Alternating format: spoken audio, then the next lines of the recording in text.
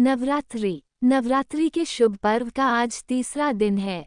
चैत्र नवरात्रि के साथ ही हिंदू नव वर्ष की शुरुआत भी हो गई है। वैदिक परंपरा में मां दुर्गा की आराधना न आरंभ, मध्य और अंत में की जाती है। असल में मां दुर्गा के 3 स्वरूप हैं, महाकाली, महालक्ष्मी और महासरस्वती। नवरात्रि में नवदुर्गा का पूजन अधिक फलदायी है। पहले दिन मां शैलपुत्री, दूसरे दिन मां ब्रह्मचारिणी, तीसरे दिन चंद्रघटा, चौथे कुष्मांडा, 5वें दिन मां स्कंदमाता, छठे दिन कात्यायनी, 7वें दिन कालरात्रि, 8वें महागौरी और 9वें दिन मां सिद्धिदात्री की उपासना होती है। शैलपुत्री का अर्थ है पर्वत की बेटी, माने जो अडिग हैं, जो अपने निर्णय पर स्थिर रहती हैं। पहले दिन इनकी पूजा कर दृढ़ता का लिया जाता है कि हम अपना जीवन पूरी दृढ़ता साथ मां ब्रह्मचारिणी जगत को शिक्षा देती हैं कि मैं ब्रह्मस्वरूप शक्ति हूँ। उनका स्वभाव भी ब्रह्म में है। तीसरा स्वरूप है मां चंद्रघंटा। चंद्रमा मन है। ये शीतलता और शांति देता है।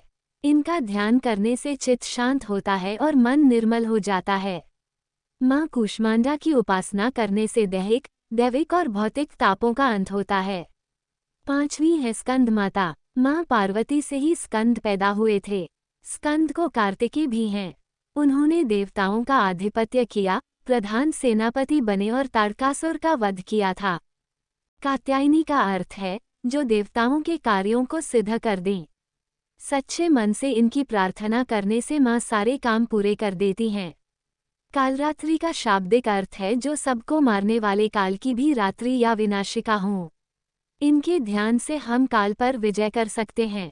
पति रूप में शिव को प्राप्त करने के लिए महागौरी ने कठोर तपस्या की थी। उनका रूप गौर वर्ण का हो गया था, इसीलिए वे महागौरी कहलाईं। मां सिद्धिदात्री सारी सिद्धियों और मोक्ष को देने वाली हैं। पुराणों के अनुसार मां ने दैत्यों का वध किया था। पहले दिन भगवान विष्णु द्वारा मधु कैटब का वध करा के महाकाली रूप में आईं। मधु का अर्थ है राग, कैटब अर्थ है द्वेष। जो साधक मां की आराधना करते हैं, उनका राग द्वेष नष्ट हो जाता है। इसके बाद देवी ने महिषासुर का वध किया। महिषासुर अहंकार का प्रतिबिंब है, यानी कि देवी अहंकार को ही नष्ट है। फिर देवी ने चंड मुंड का वध किया। चंड है काम और मुंड है क्रोध। इसके बाद देवी द्वारा शुंभ निशुंभ का वध हुआ। शुंभ मोह और निशुंभ लोभ का परिचायक है।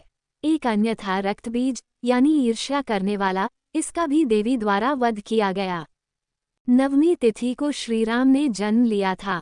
रावण का वध करने के लिए श्रीराम ने शक्ति की आराधना की। ऋषि अगस्त्य ने उनसे कहा कि आप 1000 फूलों से मां की आराधना करें। पूजा के दौरान एक फूल कम पड़ गया, तब श्रीराम का ध्यान गया कि मां कौसल्या कहती थीं कि तुम्हारे नयन कमल जैसे हैं। श्रीराम ने जैसे ही तरकश से बाण निकालकर आंख पर लगाया, मां दुर्गा ने उनका हाथ पकड़ लिया, कहा कि एक फूल मैंने ही छिपा लिया था, आप इससे आहुति दीजिए, मैं प्रसन्न हूँ, आपकी विजय होगी। भगवान श्रीराम की कृपा सबको हो, इसीलिए रामनवमी का व्रत किया जाता है।